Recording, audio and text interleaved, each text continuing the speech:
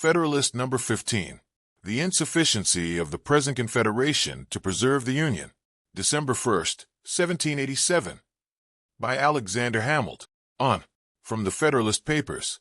In the course of the preceding papers, I have endeavored, my fellow citizens, to place before you, in a clear and convincing light, the importance of union to your political safety and happiness. I have unfolded to you a complication of dangers to which you would be exposed, should you permit that sacred knot which binds the people of America together to be severed or dissolved.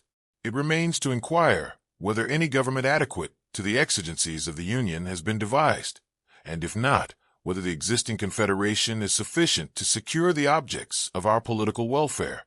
If there be any truth in the foregoing representations, the great and radical vice in the construction of the existing Confederation is in the principle of legislation for states or governments, in their corporate or collective capacities, and as contradistinguished from the individuals of whom they consist.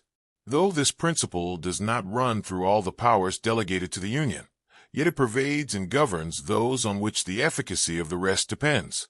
Except as to the rule of apportionment, the United States has an indefinite discretion to make requisitions for men and money, but it has no authority to raise either by regulations extending to the individual citizens of America.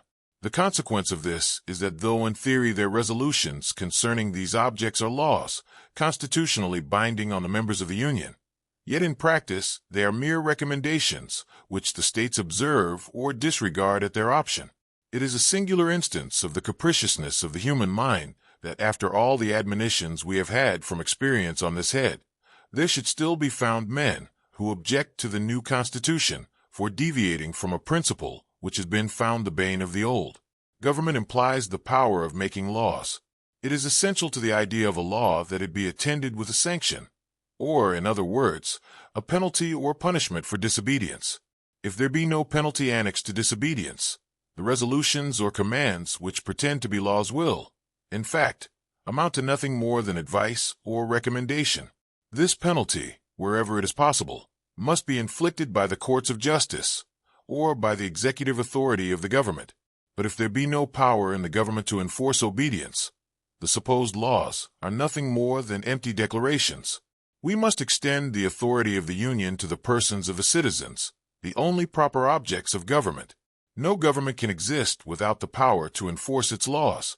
To rely on the states for compliance is to rely on a system that experience has shown to be ineffective. The proposed Constitution corrects this defect by giving the national government authority to act directly upon individuals. This ensures that laws are not merely recommendations, but binding obligations. Thus, the necessity of a stronger union is evident. Publius,